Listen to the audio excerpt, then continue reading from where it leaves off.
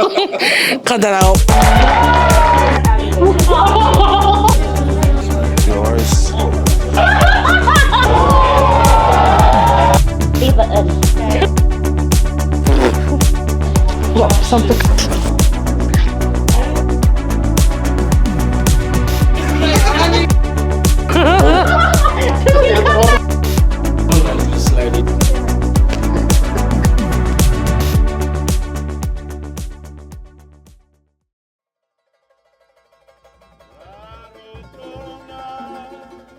Talafalava, my name is Naomi Vailima. I am the director of Joegen. I'm Samoan, 26 years old, and from South Auckland. Hello, my name is LeVa. I am Samoan Tongan and I am the producer for Joegen Productions. Hello everyone, my name is John Osala. I'm the lead youth worker at PHAB Pasifika. Hi, my name is Faithlyn Sir. I'm half Samoan, half Cook Island, and I'm a youth worker at PHAB Pasifika.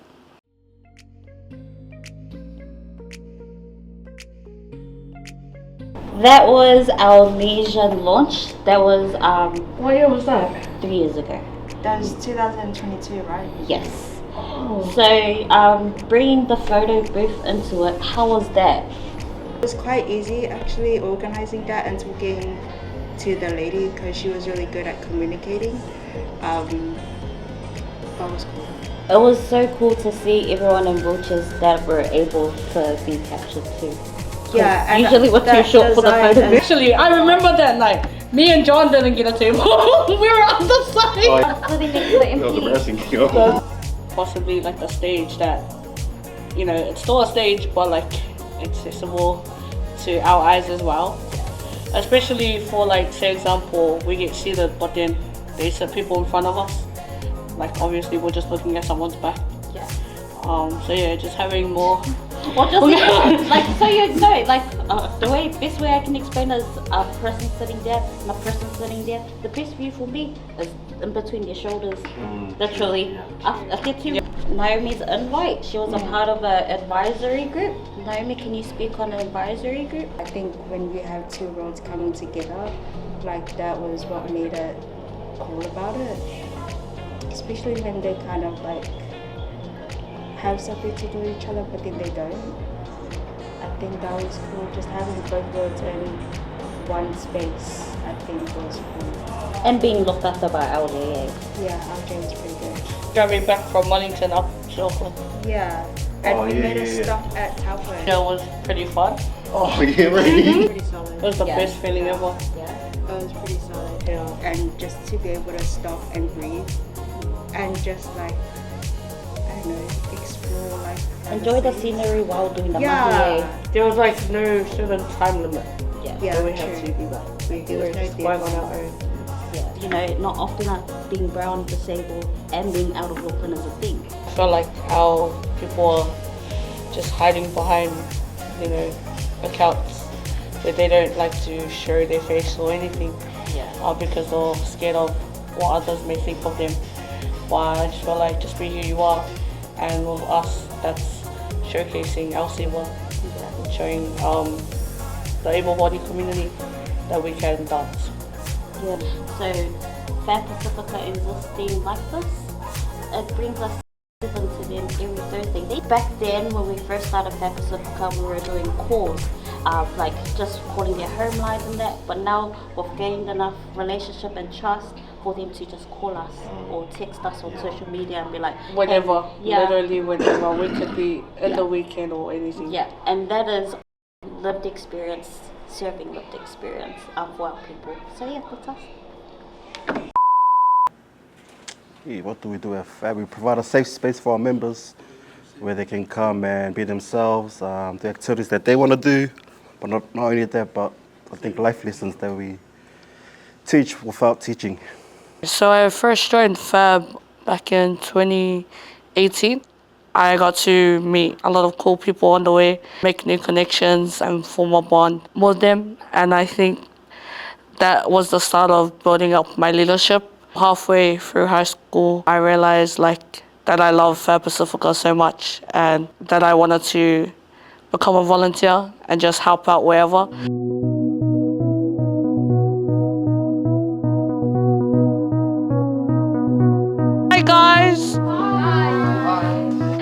So we got good and boring. How was your day today? Nice. Why everyone having a good day? That guys, we're just gonna warm ourselves up with a jump jam. So everyone up.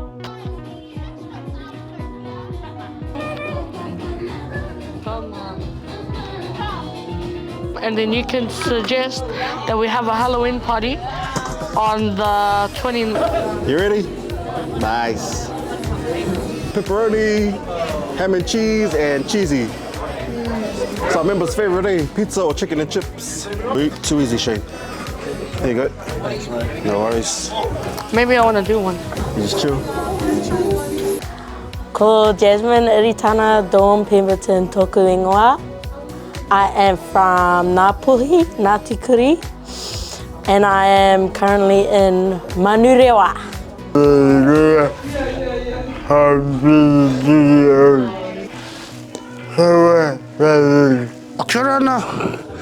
Joegen, Kairero Toku Ingoa. My name is LeVa Fund. What do you like about coming to PHAB Pasifika? I like getting out of the house. I like it because it's fun and we do fun stuff. The people, I love, the community and interacting with everyone. Especially, I feel like the leaders are really supportive and help me through my day. How does PHAB make you feel? Happy. I like playing heaps of different activities. I like going to the park and on the train. What is something fun you have done with PHAB? Going out. Going out. With different people.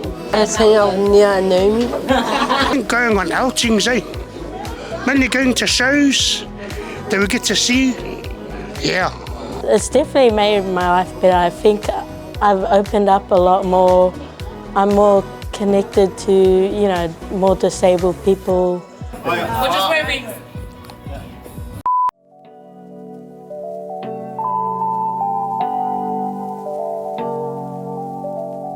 Vinaka, I'm Vedika. I'm a teacher at Keith Park School. And yeah, welcome to my room. Kia ora and Vinaka. My name is Naveen Kumar. I am a classroom teacher taking charge of the transition students at Keith Park Special School. PHAB has got the initiative of getting the students involved after school, which I see as one of the biggest milestone for our students, because they get a chance to go out of the school and go and build their confidence and socialize outside the school. This is the moment that is making me proud, because we see that they hardly get the chance, even when after school, they mostly are confined to the home or they are with their family. As soon as they go home, they go right in their room, but now they are socializing more as well. So yes, they are building our kids, and as you know, the lot which we have is 18 to 21, so soon they will be going out in the community. So this is a really good platform for us and for my kids here, my tamariki as well, to go out and show the whole world who they are. Being in the transition class, I see when they turn 21, that should not be the end of their learning, that they are just at home. I see that they are given more empowerment, more encouragement, and I see organizations like PHAB, for example, they have programs that goes beyond the school days for them. When they finish, they can go and join them and join the society and see how they can grow themselves.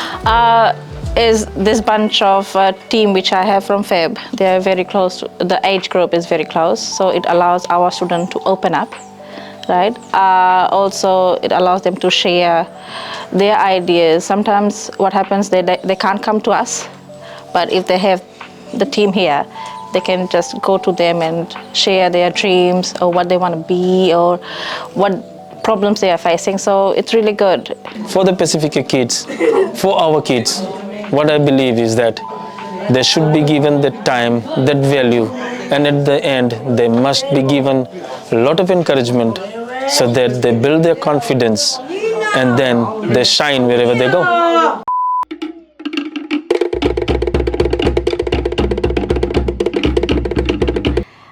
There was, how many of us?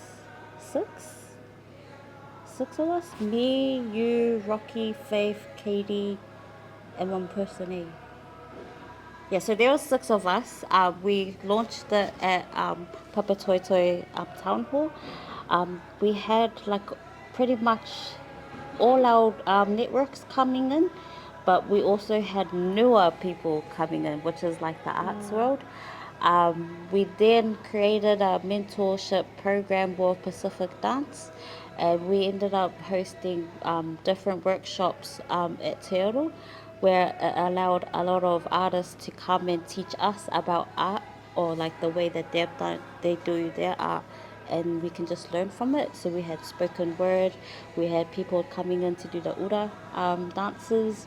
We even had people do Siva Samoa, Nuean, by the way. And the only reason why Nuean came into the mix because for some reason people keep thinking we're Nueans, but we're full-blooded Samoans out on here.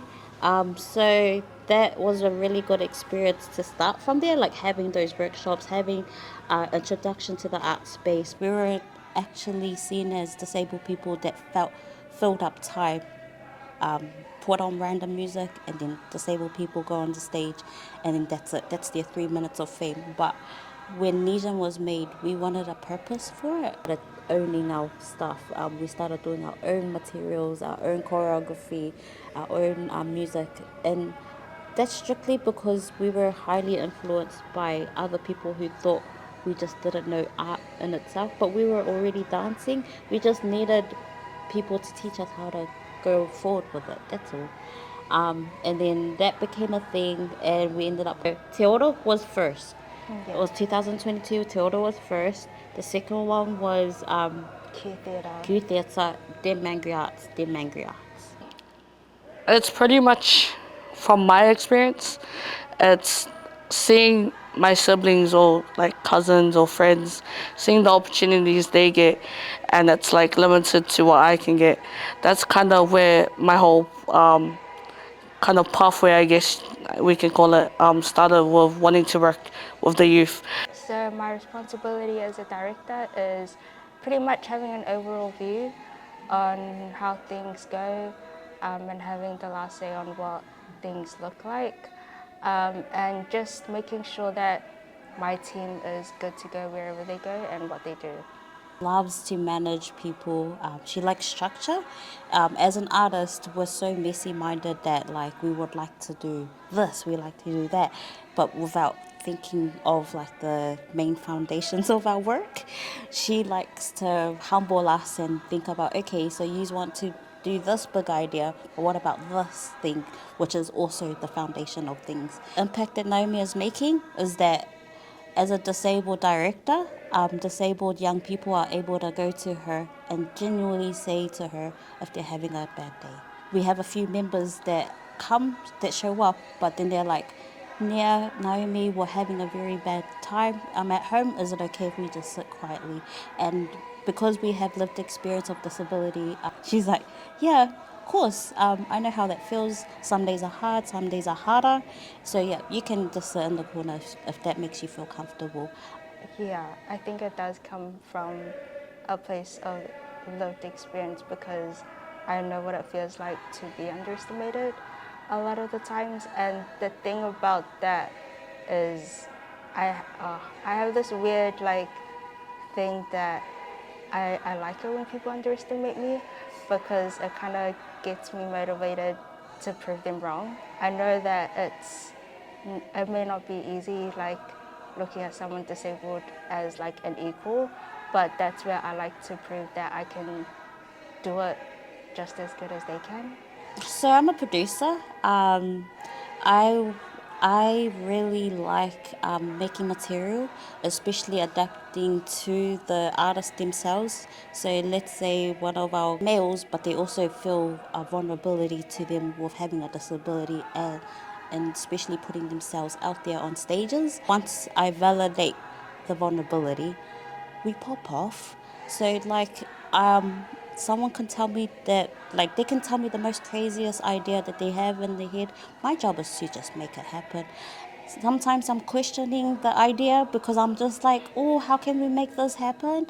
But it's possible. I'm very serious about the material that we produce, the dances that we choreograph, because majority of the dances we choreograph, it's meant for able-bodied dancers, you see. And so I like to challenge myself to bring it to a disability point of view as well. Hello, my name is Yasa Joes Jr. Lemolimamea. I am a dancer. Out my comfort zone a bit more, brings my confidence in me and my ability to create new dance every single time I step into the studio. The material that we produce as them being individual artists, I think I love it. I'm here for it. I love it. Because you can see their growth from the starting point to practices to when they actually get on stage, and then they finish the show, and then they're so hyped about like what just happened that they get out their phones, they're taking videos, they're taking photos, and they come up to you and they're like, that was so cool. And they reminisce on like what practice was like, and just like the whole experience of being on stage and getting to navigate beforehand what it's going to be like from coming on stage to getting off stage, where they're going to start, where they're going to stand on stage, like things like that they never thought that they would never get to experience. And for us to show up in terms of festivals, it allowed other people to see us in other spaces like the theatre. What we love to do with familiar faces and being able to share that experience, because you don't often get to do that. PHAB is a pretty cool place. It's where you can experience things and be yourself and actually participate and have opportunities. Some of these people didn't work here, I probably wouldn't come. I probably wouldn't keep coming, but yeah, I do love PHAB and the people that I surround myself with. The more connections we make out and impacts that we make in the communities, the more we get to bring our kids back home where they belong. I'll be proud of who you are, and if you're in the South Auckland area, come join PHAB Pasifika. I'm so damn proud because like 10 years ago, you could never see us blending in places. Representation that's heavy on showing up for our people, whether that's disabled or whether that's brown or whether that's both worlds. Yeah. Okay, thank you, because I was like, Thank you so much. I'm sorry. 18, 20. Because who do you think you are just singing, Yawa, what? Please cut that. Illusion. Can she get it? Sorry. She's in her. Send us a rose. No, I'm kidding. Send us a rose.